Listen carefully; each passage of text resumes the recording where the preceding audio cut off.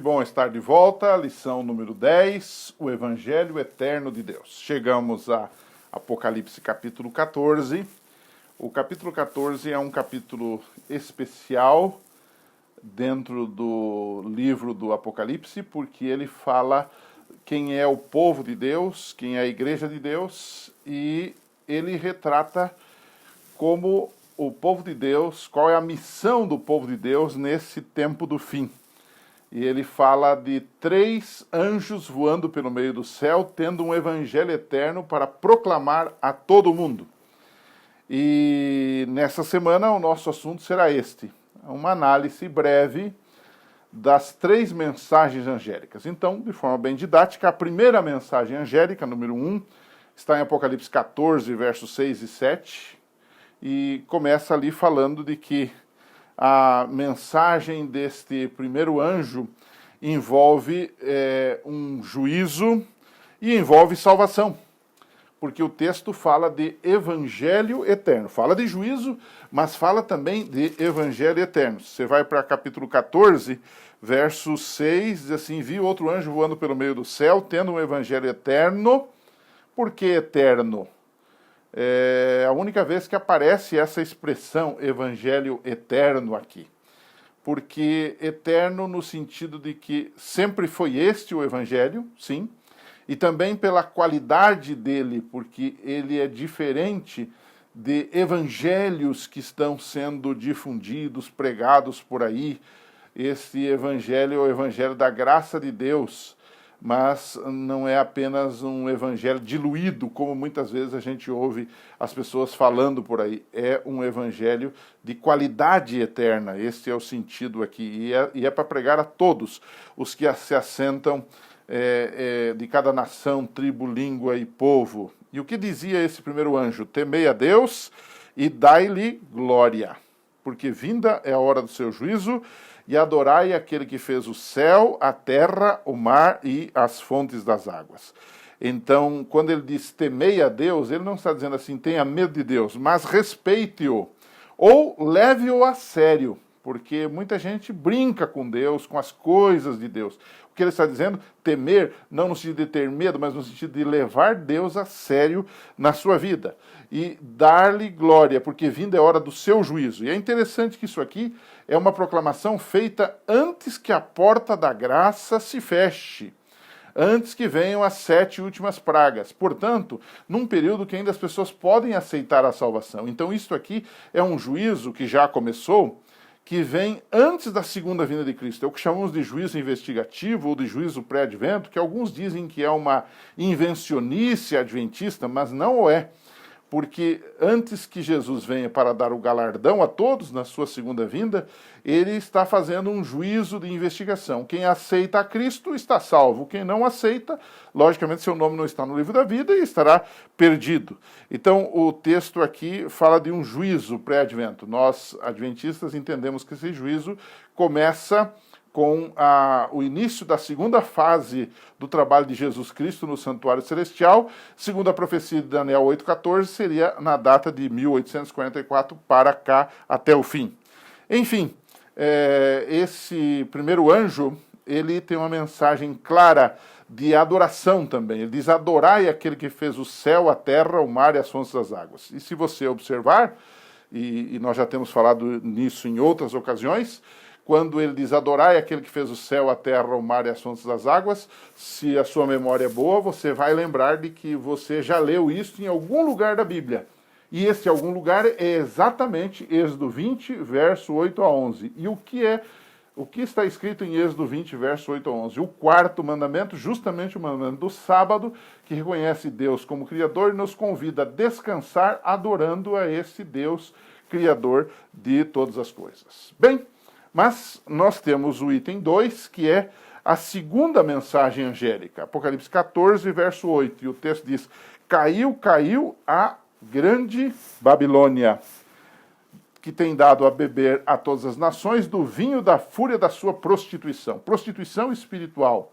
Vinho aqui são doutrinas erradas, são doutrinas fora das escrituras sagradas, fora da palavra de Deus. Babilônia aqui é o conjunto de igrejas erradas é o conjunto de doutrinas, de filosofias erradas que não seguem a palavra de Deus no seu todo. Podem seguir partes, podem torcer outras, distorcer algumas, mas não seguem exatamente a lei de Deus, a palavra de Deus. Não tem as características de Apocalipse 14, verso 12, que diz que o povo de Deus devia guardar os mandamentos e ter a fé em Jesus. Às vezes tem uma coisa e não tem outra, e então não tem nada. Então o texto diz assim que essa Babilônia iria cair. E ela cairia pela proclamação dessas 3 mensagens angélicas pelo povo de Deus no tempo do fim. Aí está a importância, amigos, da ênfase que nós damos e da prática que nós temos de sermos missionários, de explicarmos ao povo a verdadeira, a limpa palavra de Deus e completa palavra de Deus. Porque muita gente hoje está com a Bíblia na mão, muita gente hoje está na religião, mas está enganada, não está cumprindo aquilo que Deus pede na sua totalidade, por puro desconhecimento ou ignorância. Então, quando pregamos o Evangelho de forma clara, destemida, estamos ajudando a cumprir a mensagem do segundo anjo que diz: caiu, caiu a grande Babilônia. Vamos então para o terceiro bloco, que é a terceira mensagem angélica. E essa terceira mensagem angélica está em Apocalipse 14, a partir do verso 9, que diz que o terceiro anjo seguiu dizendo em grande voz: se alguém adora a besta, nós já vimos quem é a besta, lá no Apocalipse 13 fala da besta do mar e da besta da terra, aqui ele está falando das duas, porque ele diz: adora a besta e a sua imagem.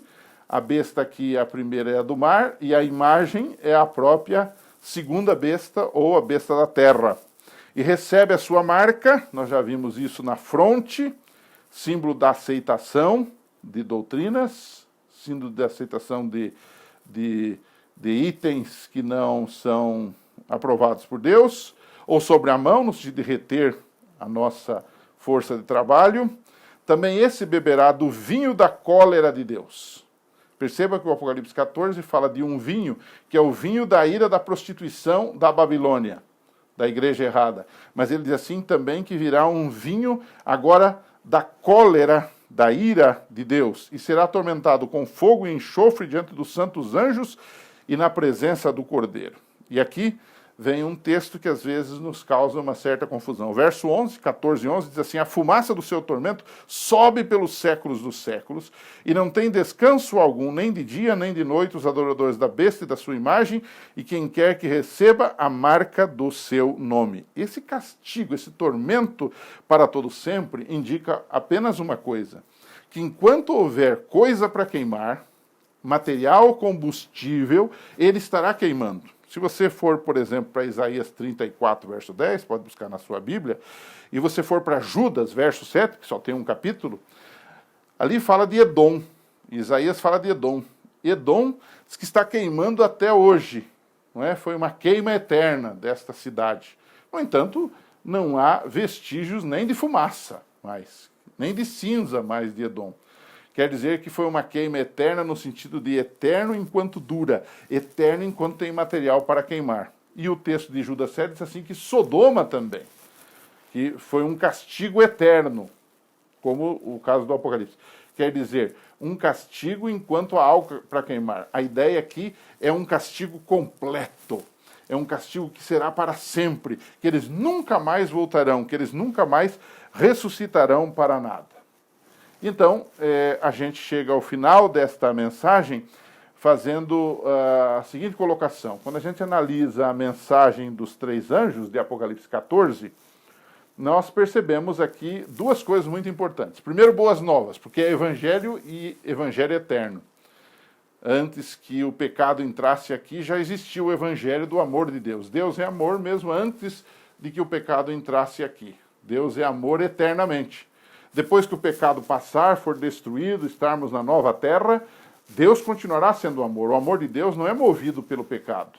O amor de Deus é movido pelo próprio Deus, é algo intrínseco de Deus. Deus é amor, diz a Bíblia. Então, por isso que aqui diz que o Evangelho, que são boas novas do amor de Deus, é eterno. Por quê? Porque Deus é eterno, porque o seu amor é eterno, sua graça é eterna para nós. A graça de Deus precede ao próprio pecado.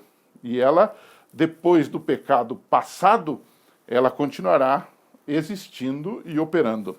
Agora, nós temos aqui então esse elemento de boas novas, de graça, de evangelho. Por outro lado, nós também temos o elemento da condenação, diz aí, caiu Babilônia, se alguém adora a besta vai ser queimado e assim por diante. Uma ideia de juízo, de condenação. Como é que a gente consegue conciliar e explicar esses dois conceitos no contexto do amor de Deus? É aquilo que eu já vinha falando. Na verdade, não dá para separar o amor de Deus da sua justiça, da sua ira. A ira, no meu caso, é apenas o extravasar de uma raiva, de um contexto, de um momento. Mas Deus sempre será amor para conosco, Deus sempre será amor para com a sua criação, e Deus sempre será ira contra o pecado. Mesmo quando o pecado terminar, Deus continuará sendo ira. Então a ira, no caso de Deus, não é apenas alguma coisa ocasional, extemporânea, mas faz parte do caráter de Deus. Então, por que essas pessoas serão destruídas? Porque teimaram em desobedecer a Deus e aceitar e adorar a besta, a sua imagem, o dragão, o que você queira dentro do livro do Apocalipse. Então, não é uma injustiça. Ao contrário, a justiça é o amor de Deus repartido. Então, os dois conceitos, amor e justiça, evangelho e juízo, eles não são separáveis aqui. Eles vão juntos. Se eu aceito, se eu quero, o amor de Deus está sobre mim e a justiça de Deus está sobre mim também. Se eu não quero, eu estou sujeito à condenação, à rejeição e, no caso aqui, à destruição eterna. Mas nós já fizemos a nossa escolha e a nossa escolha é ao lado de Jesus e estaremos para sempre com Ele. Pense nisso, passe isso para os seus alunos. Semana que vem a gente se encontra aqui para mais um estudo do Apocalipse.